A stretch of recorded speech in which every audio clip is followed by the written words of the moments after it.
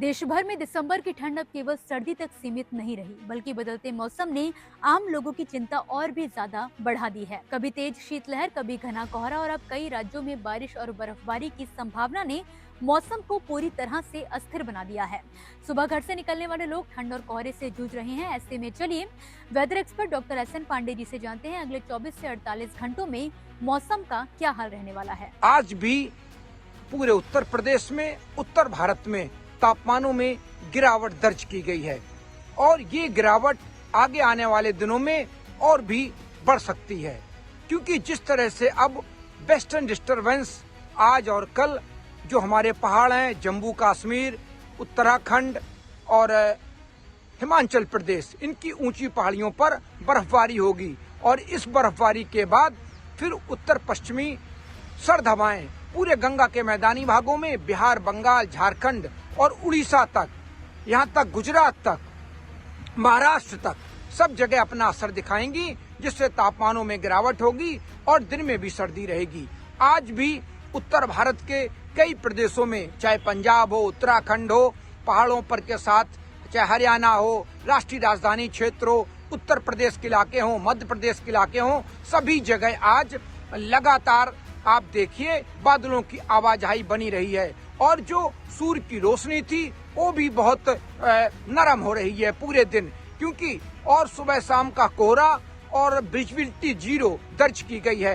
तो अभी भी आगे आने वाले दिनों में फिलहाल बारिश की संभावना बहुत कम उत्तर भारत में देखी जा रही है। पहाड़ों को छोड़ के और मैदानी भागों में बारिश की संभावना बहुत कम है, लेकिन सुबह शाम का कोहरा, धुंध, प्रदूषण ये बना रहेगा। मौसम विभाग की ताजा रिपोर्ट्स के मुताबिक आने वाले दिनों में देश के अलग अलग हिस्सों में मौसम अलग अलग रंग दिखाने वाला है।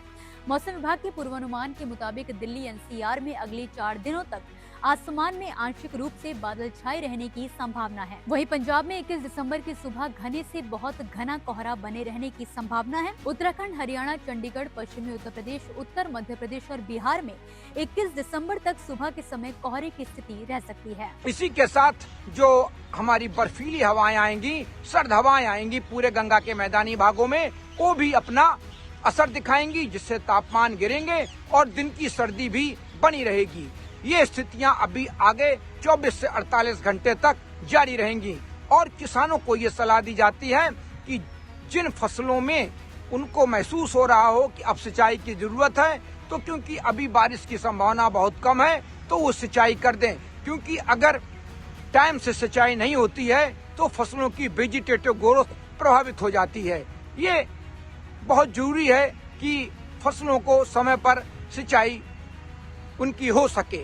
इसी के साथ जो हमारे ड्राइविंग करते हैं, सुबह शाम की, रात की ड्राइविंग को थोड़ा अवॉइड करें और कोशिश करें कि वो दिन में ही निकलें, क्योंकि सुबह शाम, रात का कोहरा, प्रदूषण और धुंध, कुहासा, ये सारी चीजें अभी पूरे उत्तर भारत में, मध्य भारत में सभी जगह बने रहने वाली हैं।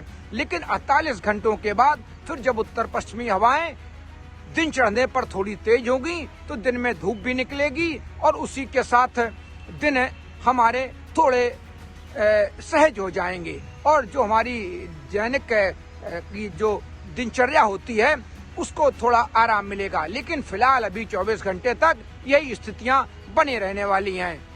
सजग रहें, सतर्क रहें और सुबह शाम रात की यात्रा स्थगित रखें, क्योंकि स्थितियां बहुत विकराल हैं। फिलहाल के इस वीडियो में बस इतना ही। आप मुझे दीजिए इजाजत। मौसम से जुड़ी ताजा अपडेट्स के लिए देखते रहिए किसान इंडिया। धन्यवाद। मुझे बरसात की झीनी झीनी फुहारें मिले ना मिले, हमें पावस की उमस चाहिए।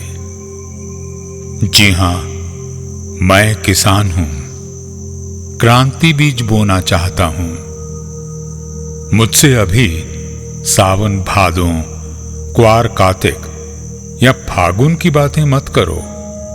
मैं आषाढ़ की पहली बारिश में भीगकर ठहरी हवा में उमस से आकुल व्याकुल होना चाहता हूं।